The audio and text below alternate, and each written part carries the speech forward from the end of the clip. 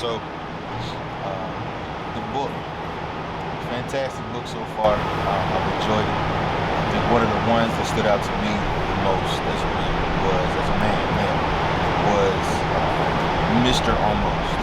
Tell me what you were thinking when you wrote Mr. Almost. Mr. Almost. It's turning our shortcomings into a person. It's like we've all had that someone that maybe we could have done more with, had that opportunity that we didn't take, had an expectation that wasn't met either by us or someone else, and I just turned those into a person. And it speaks to us all because it was something that we all have shoulda, couldas, wouldas. So I just turned all those into a person and called it Mr. Almost. And if you do that for somebody else and you almost love them, you almost married them, then you find out that you never really existed. How did feeling everything that was in Mr. Almost kind of shape, past love life and present love life? But it's a lesson. It's taking and learning from your own mistakes and the mistakes of others. So as you read Mr. Almost, it kind of gives you an opportunity for the sun to rise on a new relationship, on how you can do better and how you're going to choose to do better with someone else. Instead of almost doing something, you make sure you do that thing. Instead of almost loving someone or almost marrying someone or almost being better, you take that as a lesson, a story of improvement, and don't be Mr. Almost.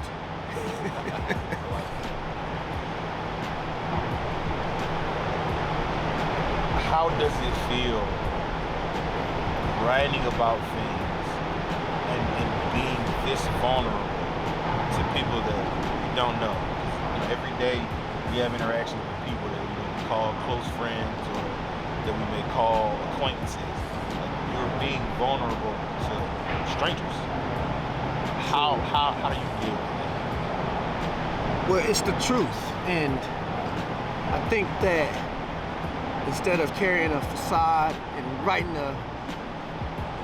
an awesome love story, if I write the truth about my own experiences, my own failures, and what I've learned from them, then I think people can resonate more with that and say, you know what, man, this is how I felt that I may not share with other people.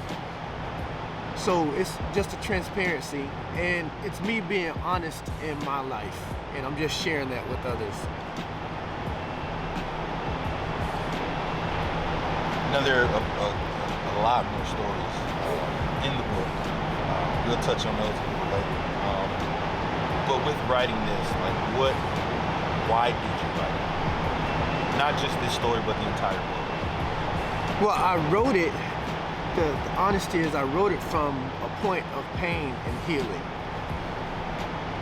These were things that I failed to experience in my life, but I wanted to, and I didn't understand how to or what that meant. So going through some of my own trauma, I was advised to write, to get some of this stuff out. And I said, well, if I'm gonna write, then I'm gonna choose how I write it.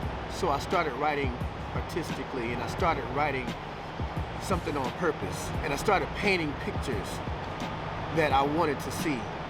And eventually these pictures became from pain to something that I could transform that pain into. So that's how they existed, and I've had them for 10 years in my pocket. So I figured, you know what, I can give them a life of their own, and maybe other people, I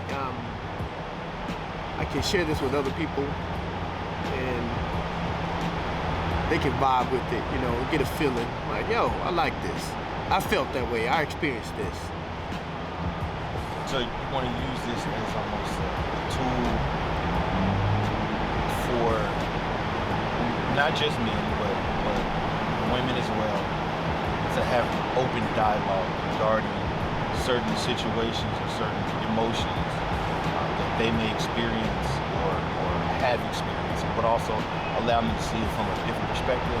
Exactly. It's just to challenge the perspectives that we hold. It's to open dialogue, to get people to talk about.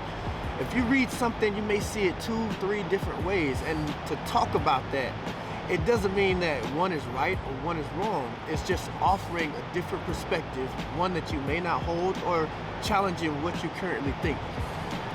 You know, sometimes challenging what we think grows us into a better thought process that creates a better result. Based off Mr. Almost, what's something you would tell someone going through what you're going through?